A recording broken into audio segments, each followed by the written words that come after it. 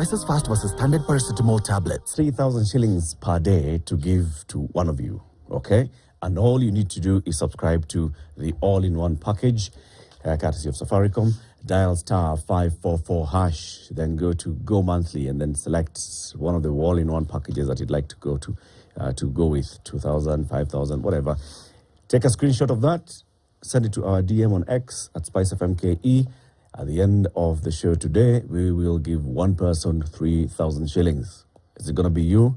It can only be you if you do what we've just told you to do, okay? Or you can use the My Safaricom app. Yep. That also is fine. The Principal Secretary for Diaspora Affairs, Rosalind Kathure-Njogu, is still our guest. How many Kenyans live and work in Germany at present? About 30,000. 30,000? Yes. What are they doing? Various things. You have professors, you have business people, you have transport workers, you have lots of nurses and healthcare workers. It's the whole sort of gamut of Kenyans living and working in Germany. Yes. Our friend who listens to this show almost daily, Yeah. George Taita, lives and works in the transport industry in Germany. So many, when they heard about this agreement that has been signed, they thought, yeah, why? Why go and work in Germany? Why go and work in Germany? Yeah.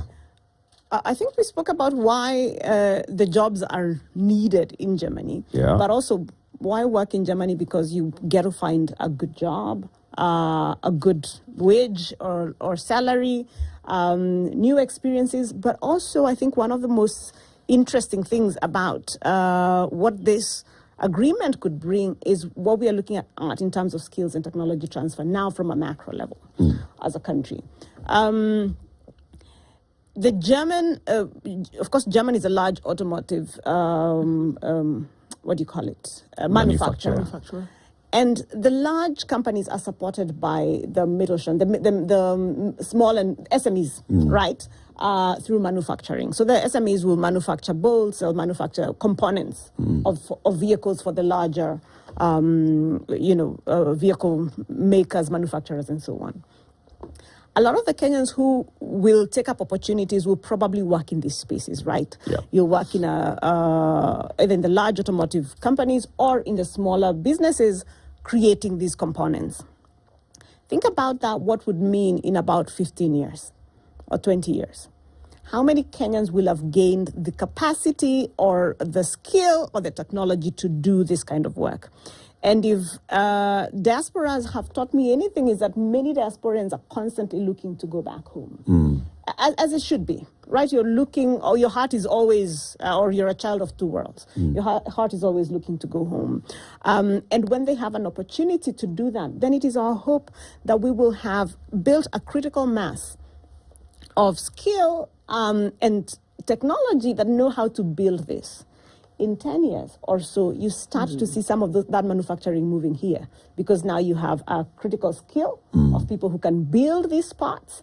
But also at some point, it makes more sense to move manufacturing to where the people are, as opposed to where the people are not, where you have to bring in all these people. So now suddenly we build our own automotive industry, at the very least one that's something that supports the automotive industry. So think about what that would mean in terms of if you have a critical mass of Kenyans who can build vehicle parts. Yeah. You move a number of German manufacturing plants here. You move a number of Japanese manufacturing plants here. Suddenly, through diaspora skill transfer, you have built an entire section of the economy that didn't really exist or existed sort of in a small way just 10 years before that. Yeah. It would take a different approach, a much more expensive approach to sort of, do it in any other way.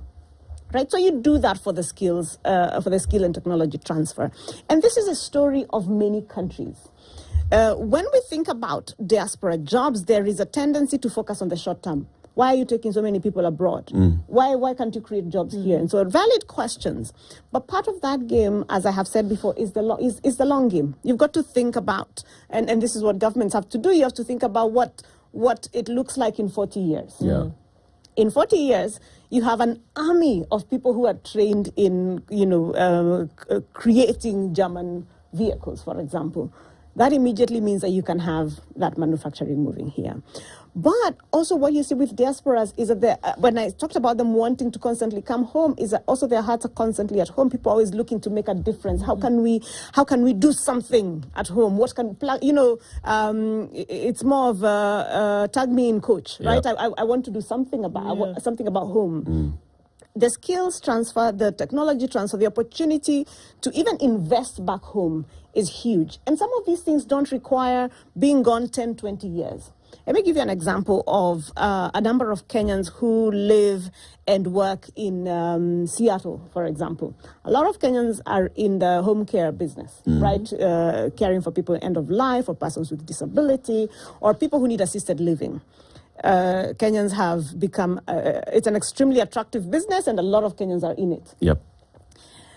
What that means is in another 10 years, as we age out of work, or as our parents are beginning to age out of work, parents who do not want to go and live in shags, we have a generation that is coming that will not want to go and retire in shags and so on. They actually don't even have shags. They don't have shags, right? Yeah. So their shags is urban. Is here in Nairobi.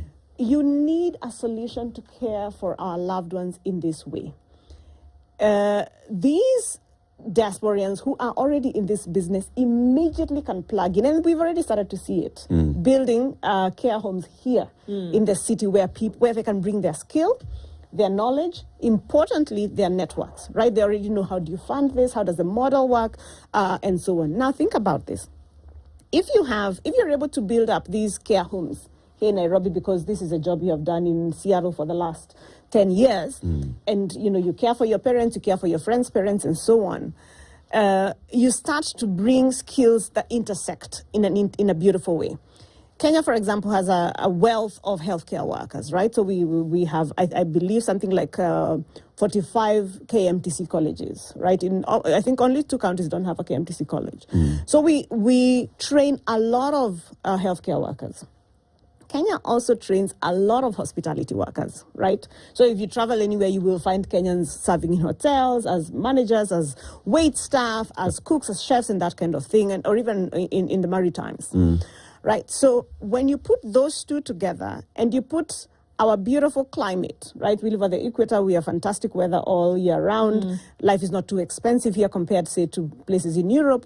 Then you have a fantastic retirement proposition, where you tell people who think of someone who retires, a nurse who retires from the UK with a pension. Their pension might not take them, very, very far. But if you come and live in Nanyuki, where you have all of this healthcare workforce, and you have all of this hospitality workforce, and beautiful weather, yeah, and it's home. And exactly. So, and even if it's not home, even for other people who want to come and retire here, immediately we now start attracting a different kind of people, a different kind of capital. Right? So we've built a whole new industry, largely from our diaspora minds, our diaspora ideas, diaspora investment, but also skills transfer. So you bring that here. And you can think about interventions like that in almost every sector. Okay. So diaspora going out and do, and not just for the short term, but the short term is important, right? People have to eat, people have to pay school fees, people have to live, but also people have to use the skill that they have spent money and time and families have sacrificed to acquire. But beyond that, we have to think about what is the long game? Are we always going to be in the business of, incentivizing people or facilitating people to go? Not necessarily, right? So when you see lots and lots of housekeepers going to the Middle East, for example, our hope always is that their children will not need to do that. They do that so that their children can go to school and be able to pick up a different kind of job, right? So that is the call of our time, but also that is the advantage that we currently have. So Germany is one of those countries whereby you have to speak German. Yes. To operate in almost everything. Yes. There's very little English speaking. And how does that come into the agreement or into the arrangement that has been made country to country? Right. So that's a really good question. And one of the ones that keep coming up all the time is, do I really have to speak German to go? Ama mtanitafutia kazi tu hata ya ng'ombe. So that where I don't need to speak much German. There are places where you might not need, C1, right? You can get away with A1 or A2. But it is extremely important for any kind of migrant to be able to fit into a new country. If you don't speak the language, that is the fastest way of excluding yourself. You will not succeed. So you learn enough, and there's now a number of colleges, including the TVETs, who are now running German language classes. You can pick them up online. You learn enough.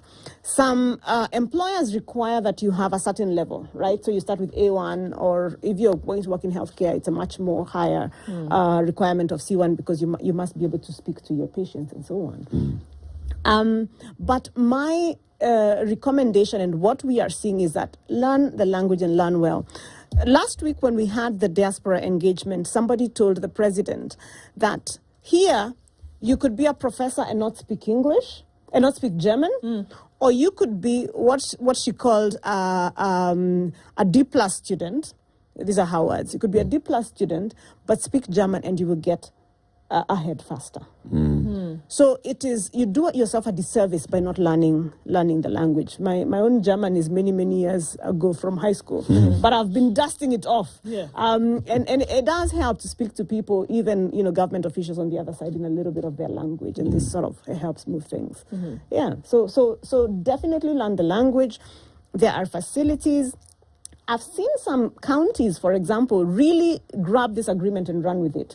Embu County, for example, the governor, I think, is putting some sort of money or scholarships in TVETs for people of Embu to learn German language. So as I keep saying, this agreement is for all of us. But there might be those who will run it, who will grab it and run with it and be able to make it sooner rather than later. So what I would like to see, or what I hope to see, is more actions like what we saw from Governor Mbarire, saying, okay, so this is the opportunity. How can we take advantage of it? Okay, let me see how many I can sponsor at the TVET and so on, so people can begin to take advantage of it. Exactly, absolutely. You've sold it quite well with the skills transfer, technology transfer and all, and looking at the future and seeing the present. Now, is the government helping Kenyans when it comes to dealing with the German embassy in Kenya or with all the other bilateral labor agreements that you've signed with the various countries? Does the government help the applicant, especially with that move? So part of the agreement actually with the Germans is they also have obligations on their part, including streamlining their processes within the German embassy here in Nairobi to make those processes move faster, right? So one of the things that I have seen them do is I want to say 2 weeks ago or so, an advert for visa clerks and that kind of thing. So I know they're expanding their capacity. The German government has also talked about digitizing their processes so that their consulates, and the Chancellor also spoke about this last week when we were there, so that their consulates and embassies are able to move much faster, or are able to be more efficient. Kenyans, I think, seem to be surprised by the fact that not everybody has digital services across various governments, because I think we're so used to it. But so they are making their own moves in terms of how to make sure the bottleneck is not here, so that movement can go. Again, remember, as I said earlier, this is a win-win agreement. They also need good workers. It is not just Kenyans who need jobs. They also need good workers.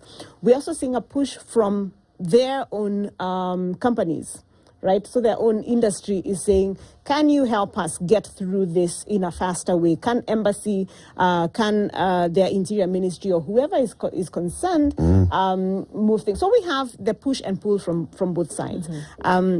But I think we have a real commitment from Ambassador Sebastian Groth's team here in Nairobi to make this work. We've worked very closely with them even as we were preparing for these visits, and they've been very consultative. There's a real commitment, as I have seen it, from the German government to actually implement this agreement and implement it well. So there's reality at the national level.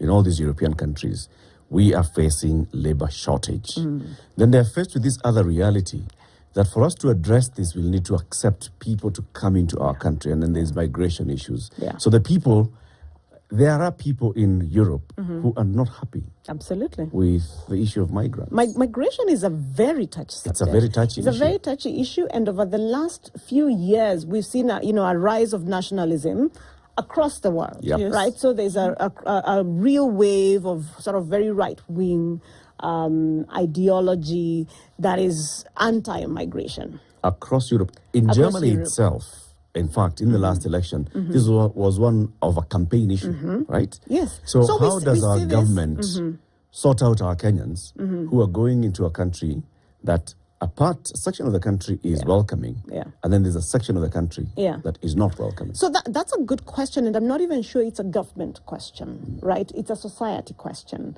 It is a question of the lived reality sometimes of racism, right? Any of us who has lived in a country where you're the minority, you're aware of how dark you are, how different your hair is, and so on. And in some places, it is said to you, right? So there is that element of being a migrant or being a diaspora in a society that is also now becoming very polarized around those issues. And it is a global question. It is not just a question of Europe or a question of Germany in particular. It is a US question. It is a Middle East question. It is the question of every black man or woman walking the earth in 2024. Yeah. Yes. What can we do about it? There is little you can do about the other person. What we are doing is to try and quote unquote harden the target. Right? So give resources to Kenyans, first of all, to understand their rights, but also to prepare them.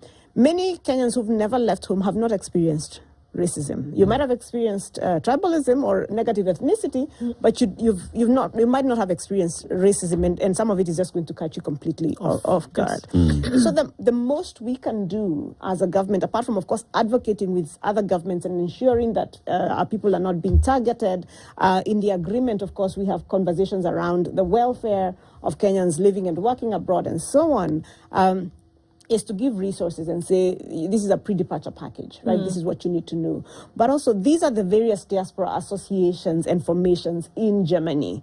Plug into these groups so that you can have your own social support and so on. Of course, globally, even at the UN level, there is work that is being done, anti-discrimination work and work around persons of African descent and that kind of support and so on. But we are living in a society that is polarized, where people have the right to basically say horrible things to you. Yep. And it is constitutionally protected. But then on the other side, there is a responsibility of our government to make sure that it's ready to immediately deploy support for our Kenyans in those countries. Yes, absolutely. Take, for example, what was happening in the UK a couple of weeks ago, right? Where suddenly there's a wave and a rise in a wave of basically anti-immigrant sentiment, and you're caught in between. So how prepared is the State Department for Diaspora Affairs, the ministry as a whole, to be on the lookout and to support these Kenyans at a moment's notice? We are, remember, there's, how do I put it? Things like this happen of various kinds. It might be an migrant sentiment that rises across the society, which you really pray it doesn't, because when something is that widespread, then it is very difficult to deal with. But also remember, let me say before I get into interventions, is that while you have a number of people who are anti-migration, you also have a number of people who recognize their country is not going to do well without bringing in other people. And they are the ones who come pursuing, Kenyan labor and so on. So there are allies. It is not, Now, we are prepared in the same way that we are prepared to evacuate Kenyans from war, right? So when you have movements in places like Lebanon, for example, we have an entire department whose job is to think about and prepare for evacuations and that kind of thing. So the ministry is set up for that. But in places where we have large diasporas as well, we are now in the process of deploying diaspora officers whose entire job is not political work, is not, it's not even consular work, which is usually done by our immigration people. It's not even, properly speaking, labor work that's done by labor attaches, is to look out for the welfare of diaspora, to track these kinds of things and be able to be on the ready. So we have set ourselves up, and we will continue to set ourselves up to be ready to respond to these people. Remember, over the next few years, we expect to see a real growth in our diaspora. From the 3-4 million that we expect, especially with programs like this, that the numbers are going to grow. You must also grow the base. You must grow the capital so that we are able to handle and support those growing numbers. Okay. What are some of the things that you've heard since this announcement that are just not true, that would require some clarification on your part? Gosh. So it's a laundry list, of course, and I don't know that it makes. And I think we clarified many of them when there were conversations about whether this is a quota-based agreement and so on. I issued a press statement clarifying that what we have is a no quota agreement. There are things that one should not bother responding to, right? Such as, the usual things of, we know these jobs are only going to your people. There are things. You have a quota. I have a quota. Or there are things around. There's very nasty conversations around. You will not be able to find skilled workers in Kenya. So just a lot of uninformed, quite simply, nonsense that people should not have to respond to. But I think the main issues that needed clarification have been responded to. What we need to do, however, is, remember I said that it's in our interest, all of us, to make sure that this agreement is implemented and implemented well, is now a proper stakeholder engagement. We've done some of that while we've been negotiating, but now is to go and sit with the TVETs and say, this is what is in store for us. How do we set ourselves up to take up this advantage? And then do the same thing with universities, do the same thing with various groups. So that is the next part of the job. Clarifying, having conversations, answering, meeting with Ngao officers, chiefs, and so on, basically explaining so that people on the ground completely understand what is available to them and how they could potentially take up those advantages. And then, of course, a real engagement with our diaspora. But we've engaged our diaspora, especially even during the negotiation of this agreement. They were involved, and we're continuing to engage them in terms of how do they welcome newcomers? How do they support? And you will be glad to note that one of the things they said is, we want you to really involve us in welcoming the newcomers, which is fantastic. Because then they're able to tell you what things really on ground are like. So it's that stakeholder engagement, just to make sure that the misconceptions are dealt with, but more importantly, that people have the information they need to be able to take up this, to take up the opportunities that are available. And then finally, for us to keep the conversation going so that we don't lose out on that return leg that I spoke about. How do we make sure that as talent is leaving, we will be able to track it so that at some point we can see, the investments that I spoke about, the skills transfer that I spoke about, and so on. In a minute, how does one tell that an agency that's recruiting for Germany or for any other country is genuine or not? This is a question I think I answer every day on social media. But it's very easy. On the NEA website, on the National Employment Authority website, and my team can actually post that as well, you will find the list of everybody who is an authorized, licensed, and current recruitment agent for overseas jobs. Okay, so the NEA maintains a list because NEA regulates recruitment agencies. So on the NEA website, the National Employment Authority website, there is a list of recruitment agents who are licensed. On the Kenya Maritime Authority website as well, there is a list of the companies that are authorized to recruit for maritime jobs. And I hope at some point we'll be able to have a chance to speak about this new area of maritime jobs that promises so much for Kenyans. Okay. In the, what do you call it? In the seas, not overseas, but on the In the actual sea. in the sea. Yeah, Baharini. We'll welcome you for Those two, absolutely. So those two, that's where you find the information. Okay. If you're not sure, you can always check with us on social media, but please go there first. Okay. Yeah. Roslyn Kathurenjogu, Principal Secretary for Diaspora Affairs, has been our guest this hour, just showing us the opportunities that are there with the newly signed Comprehensive Migration and Mobility Partnership Agreement with Germany. It's 9 a.m. news time.